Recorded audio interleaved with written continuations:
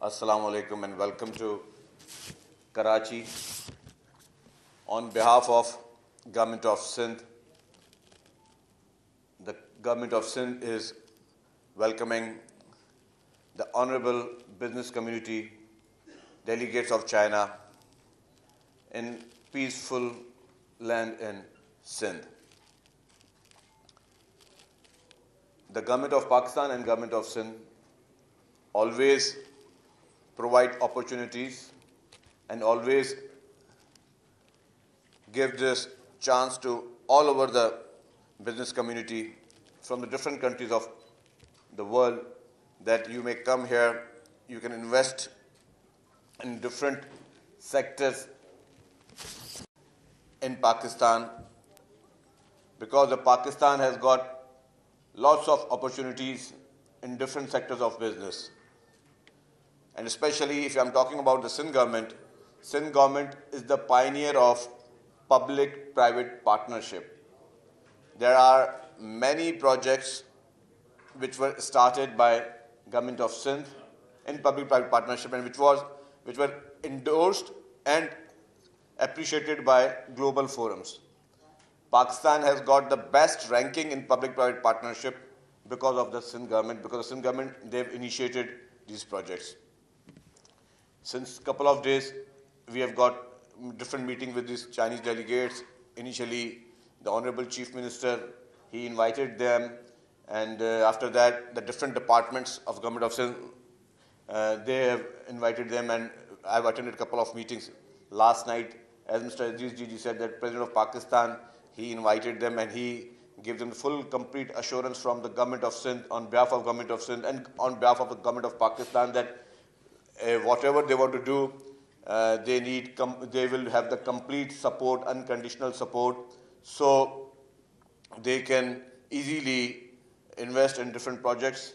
And they have committed that they are going to start the medical city in Sindh, in Karachi, and then they want to invest in transport sector, they want to invest in the power sector, they want to invest in the agriculture sector and like livestock sector. So it's a good opportunity that, and it's a good opportunity that both the sides, like the Chinese government and the Pakistan government, together we can work for the investment and for the people of both the countries.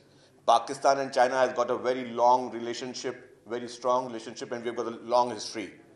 Recently, the biggest achievement of President of Pakistan, Mr. Asif Ali Zardari, that he was the initiator, he was the founder of CPEC, and the China and Pakistan, through CPEC, they've started a couple of projects. And I think it's the biggest achievement from both the countries, that our brotherhood, our confidence with each other is always remarkable, and people are appreciating this. एक चीज़ मैं ये ज़रूर कहूँगा कि पाकिस्तान जो है वो investment के हवाले से दुनिया का बेहतरीन तरीन मुल्क है, क्योंकि हमारे पास हर किस्म के सीजन्स हैं, हमारे पास हर किस्म के माइंस और मिनरल्स हैं, हमारे पास हर किस्म की अपॉर्चुनिटीज़ हैं. पाकिस्तान में मुख्तलिफ जगहों पे मुख्तलिफ इन्वेस्टमेंट की अपॉर्चुनिटीज़ हैं. हमारे पास सिंध में अगर ख़ास तौर पर हम बात करें कि जो कोयला सिंध से निकाला जा रहा है और उसमें भी मुख्तलिफ कंपनीज़ के साथ पब्लिक प्राइवेट पार्टनरशिप में काम चल रहे हैं, तो कोयला हमारा जो है अगर वो हम एक्सपोर्ट करें तो 200 साल तक हम बिजली पैदा भी कर सकते हैं, 200 साल तक हम कोयले को एक्सपोर्ट भी कर सकते हैं. इसी तरीके से एक धाबेजी फ्री जोन जो है वो बनाया गया है, जो भी ये वाहिद फ्री जोन है पाकिस्तान को जिसको सीपेक के साथ वो फ्री जोन काम कर रहा है. और उस फ्री जोन में भी बहुत सारे मुख्तलिफ बिजनेस कम्युनिटी को ये चांसेस हैं कि वो यहाँ पे इस फ्री जोन में अपनी सरमायाकारी करके कारोबार को आगे बढ़ा सकते हैं. इस तरीके से जो विंड पावर का हमारे पास कॉरिडोर है उसमें भी मुख्तलिफ कंपनीज़ ने जो है वो विंड प्लांट्स लगाए हैं और विंड एनर्जी पैदा की जा रही है. ग्रीन एनर्जी के सबसे ज़्यादा अपॉर्चुनिटीज़ जो हैं वो भी सिंध सूबे में मौजूद हैं. इसके अलावा बहुत ज़्यादा इस तरह के सेक्टर हैं जिसमें हम एग्रीकल्चर के फील्ड में या बाकी फील्ड में भी हम लोगों को इनवाइट कर रहे हैं और लोगों का इंटरेस्ट आ रहा है. रिसेंटली कॉर्पोरेट फार्मिंग भी शुरू की जा रही है, उससे भी लोगों को मुख्तलिफ मौके मिलेंगे। हम चाहते हैं कि हम अपने किसानों को इस तरह के फ़वाइद दिला सकें। जो हमारे चाइनीज़ दोस्त हैं जिनके पास इस तरह की टेक्नोलॉजी मौजूद है कि वो इस तरह की बीज और खुराक को दें जब हमारी किसानों की यील्ड जो है वो बढ़ सके, कि जितना भी लिमिटेड पानी है उसमें हम अपने किसान को इस तरह की टेक्नोलॉजी दें, हम अपने किसान को इस तरह के बीज दें कि जिससे वो जो आज वो क्रॉपिंग कर रहे हैं उससे उनकी डबल ट्रिपल उनकी यील्ड बढ़ सके।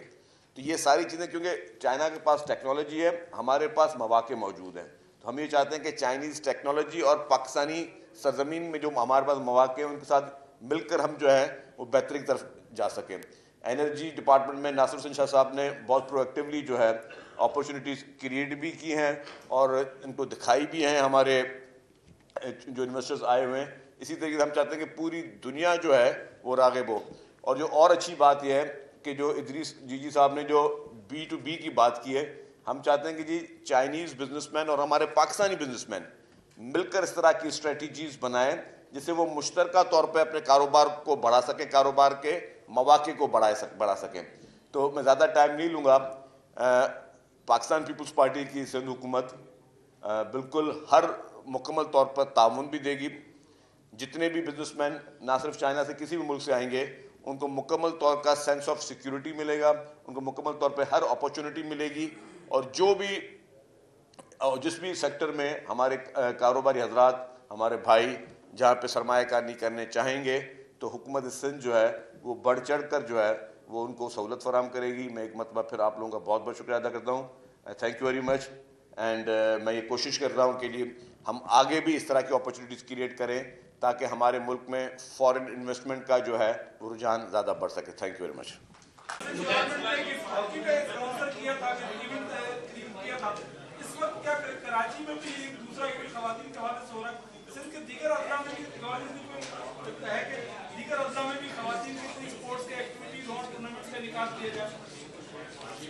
देखिए जी, ये बहुत ही अच्छे ट्रेंड्स हमारे पास चल रहे हैं और जिसको हमेशा गवर्नमेंट सपोर्ट कर रही है कि पहले वुमेन हॉकी के लिए भी गवर्नमेंट ऑफ सिंध ने बहुत बढ़ चढ़ कर उसको इनकरेज किया था और ये जो पूरे पाकिस्तान का पहला इवेंट होने जा रहा है, तो हम चाहेंगे कि हम इस तरीके का एटमॉस्फेयर बनाएं कि ये इवेंट जो है वो हर साल हो और हर स्पोर्ट्स के हों और हर स्पोर्ट्स में हम अपनी ख़वातीन को, अपनी बच्चियों को ज़्यादा से ज़्यादा मौके दें ताकि वो आगे आके पार्टिसिपेट भी कर सकें और वो इंटरनेशनल लेवल पे पाकिस्तान को रिप्रेजेंट कर सकें।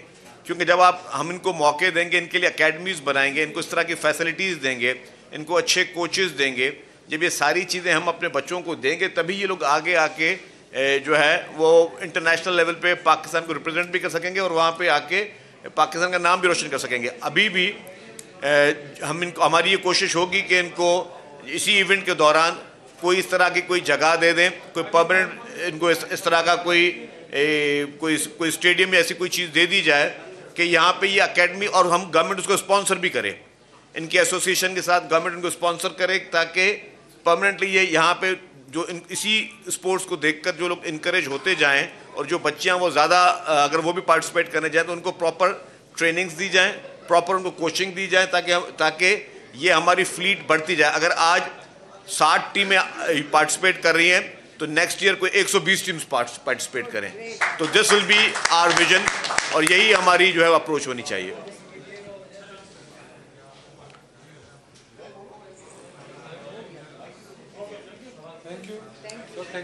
Thank you. बड़ा जबरदस्त इनिशिएटिव है आपका फेडरेशन का गर्ल्स को पावर बनाने का और मतलब मशीन पे नजर फोटो से कोई बड़ी एग्जांपल नहीं है, लेकिन सिर्फ में देखते हैं कि आपकी फेडरेशन गर्ल्स के लिए क्या इकदाम कर रही है उनको स्पोर्ट्स की तरफ लाने के लिए और खासतौर पर वॉलीबॉल की तरफ लाने के लिए।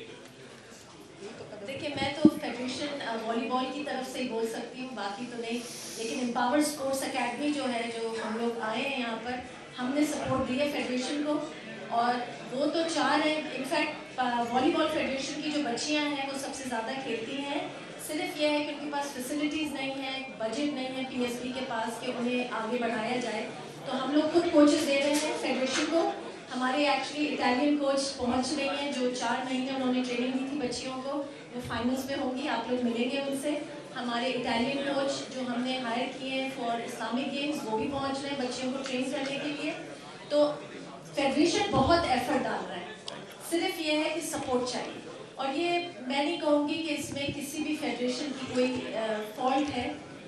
पाकिस्तान में इतनी चीज़ें हैं कि इस वक्त बगैर फाइनेंशियल सपोर्ट के ये चीज़ें मुमकिन नहीं है।